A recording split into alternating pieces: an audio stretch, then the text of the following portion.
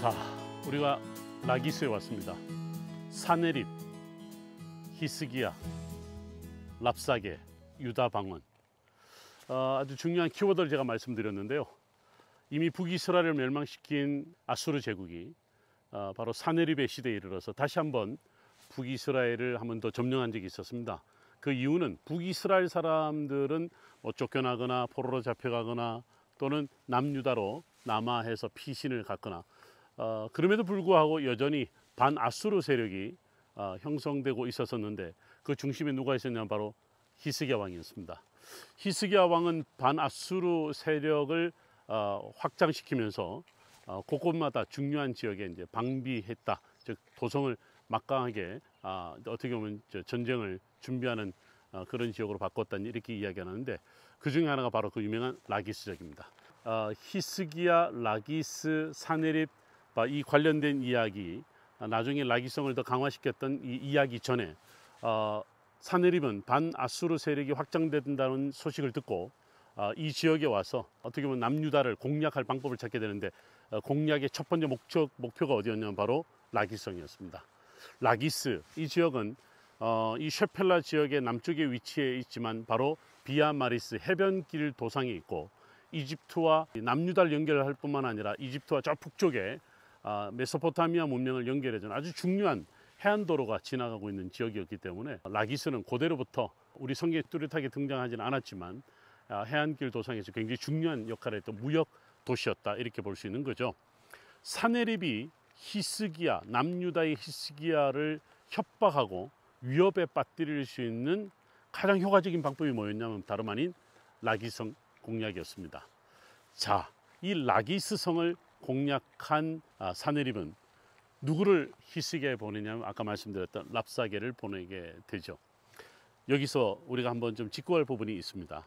다름이 아니라 랍사게가 유다 왕국의 수도인 예루살렘을 올라갔을 때 그 다윗성에 있어 다윗성, 그러나 이제 히스기야의 다윗성이 되겠죠. 그 예루살렘에서 그가 유다 방언으로 비난하는 장면이 나오는데 그때 히스기야의 신하들이 뭐라고 그러냐면 유다 방언으로 말하지 마소서 우리가 당신의 말을 알아듣습니다. 그런데 오히려 랍사게는 더 꼭대기에 올라가서 더 큰 소리로 유다 방언으로 말했다. 학자들은 여기에 왜 주목하냐면 유다 방언이란 말 때문에 그렇습니다. 유다 방언이란 말 이게 뭐냐면 히브리어의 시작을 알리는 아주 중요한 키워드이기 때문에 그렇습니다. 유다 방언이 있었다라고 하는 것은 이미 이제 이스라엘 땅에 히브리어가 이미 사용되고 있었다 이렇게 말할 수가 있는데요. 우리의 구약 성경 전체에서 히브리어의 기원을 이야기를 할 때 가장 먼저 찾는 것이 바로 이 유다 방언이기도 합니다. 어쨌든 이 라기성을 점령한 사네립 그리고 이제 랍사게 이야기에서 등장하는 히스기야 이 두 왕들의 이야기는 성경 우리 역사 전개에서 성경의 배경이 되는 역사 전경에서 아주 그 당시 역동적인 모습을 보여주고 있다라고 합니다. 여러분 영국에 가면 그 브리티시 뮤지엄 우리 예전에 대형 박물관이라고 불렀던 박물관에 가면 여러분들 왜 이라크의 바그다드를 기억하실 텐데요. 거기서 발견된 라기성 전투 장면이 있습니다. 그 전투 장면을 벽에 부조라고 그래야 되나요? 왜 그 벽에 새겨놓은 그런 전투 장면이 발견이 됐습니다. 그게 바로 영국의 박물관에 전시가 되어 있는데 그만큼 이 아수르 제국의 왕이었던 사네립이 라기스 성을 점령했다라고 하는 것은 남유다를 정복하는 이야기보다는 오히려 남유다에 엄청난 영향력을 미치고 있었던 이집트의 세력을 오히려 물리쳤다.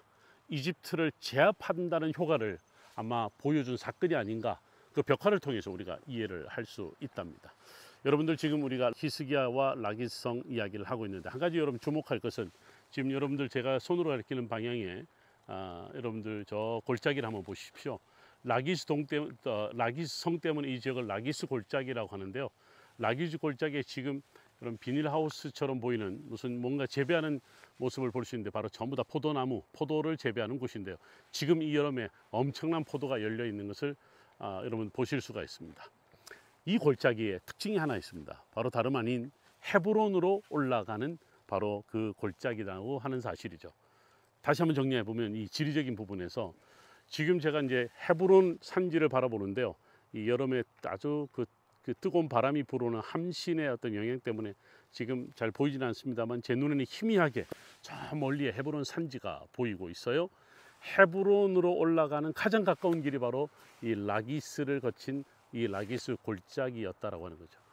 제가 이제 서 있는 그 반대편에는 바로 블레셋 평야였고, 블레셋 사람들은 유다 산지를 공격할 때 골짜기들을 주로 이용을 했어서 우리가 오늘 셰펠라 지역을 쭉 보면서 북쪽에서부터 아얄론, 소렉, 엘라, 스바다 골짜기, 소위 백구림 골짜기라고 하는 지역, 그리고 마지막으로 라기스 골짜기, 이 5개 골짜기는 블레셋 평야와 유다 산지를 연결하는 평지에 위치해 있고, 이 평지를 거쳐서 이 유다 산지로 올라갈 때 이 5개 골짜기는 아주 중요한 하나의 길을 형성하는 그런 하나의 골짜기들로 많이 알려져 있습니다.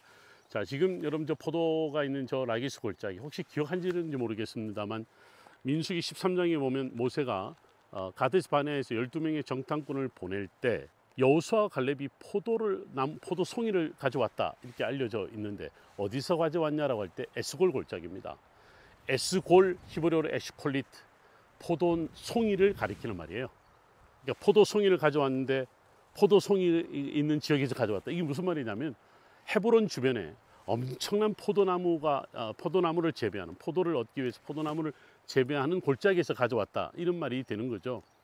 여러분, 라기스 골짜기가 에스골 골짜기다라고 제가 꼭 말하고 싶지는 않지만 헤브론 주변의 많은 골짜기들마다 포도나무를 재배하는 그런 모습을 지금까지도 볼 수 있습니다. 이스라엘에서 요즘 포도를 먹게 되면 제일 유명한 포도가 뭐냐면 바로 라기스 포도입니다. 저는 이 골짜기가 에스골 골짜기가 아닌가 나름대로 한번 생각해 보고 싶고, 여호수아 갈렙이 헤브론 주변에 있는 에스골 골짜기에서 포도나무의 포도송이를 가지고 가데스 바네아로 돌아가서 바로 여기가 하나님이 우리에게 주신 땅이다라는 확신을 보여준 그런 모습인데, 한 가지만 덧붙인다면 우리가 여기서 하나 질문을 해야 됩니다. 10명은 이 가나안 땅이 아낙 자손에 의해서 우리가 도저히 점령할 수 없는 땅이라고 말했지만, 이 두 사람은 하나님이 우리에게 주신 땅입니다라고 확신을 했습니다. 그 근거가 뭘까요?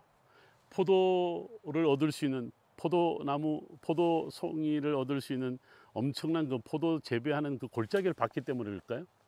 그렇지 않습니다. 여러분들 가끔 우리 이 부분을 갖고 설교할 때 포도송이가 이만큼 큰 이 가나안 땅, 바로 젖과 꿀이 흐르는 땅, 약속의 땅으로 이어진다. 여기서 한 가지 우리가 놓치는 게 있습니다. 바로 헤브론의 에스골 골짜기라는 사실을 놓치고 있습니다. 여러분, 헤브론이 어떤 지역입니까? 여러분들 잘 아시는 대로 창세기 15장 마지막 쯤 보면 조카 롯과 헤어진 아브라함은 실망에 빠져 있었을 때 하나님께서 내 눈을 들어라, 그리고 북남동서를 바라보라, 동서남북을 바라보라, 네가 보는 모든 땅을 내가 너에게 주겠다 하고 난 다음에 어디로 가냐면 헤브론으로 갑니다.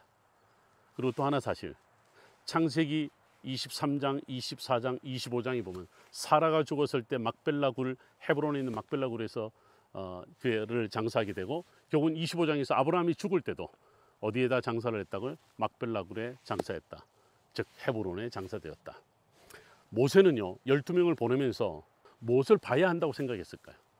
그건 다름 아닌 우리 믿음의 조상의 땅, 아브라함과 이삭과 야곱, 요셉의 그 신앙의 흔적을 누가 발견할 수 있겠는가? 그것은 많은 사람들이 발견한 것 같지 않습니다.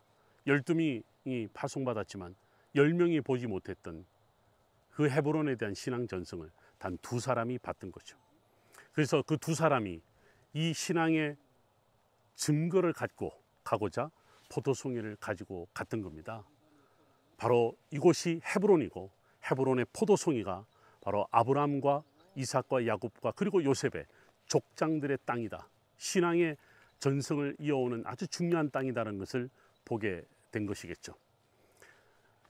라기스를 통해서 헤브론으로 연결되는 이 스토리, 결국은 라기스가 후대에 다윗 시대에게도 중요했고, 그리고 남유다 많은 왕들에게 중요한 그런 땅이었었습니다. 특별히 르호보암이 북이스라엘 잃어버리고 난 다음에 남유다를 먹여 살리기 위해서 라기스를 비롯해서 오늘 우리가 쭉 지켜본 이 셰펠라 지역 전체를 다 새롭게 개발하는데 그 중심에 라기스를 더 강화했다라는 이야기를 성경의 곳곳에서 발견할 수 있지요. 자, 우리는 이 라기스를 통해서 라기스의 역사적 배경뿐만 아니라 이 라기스 골짜기로 이어지는 신앙의 배경이 되는 헤브론까지 오늘 라기스에서 한번 찾아볼 수 있었습니다.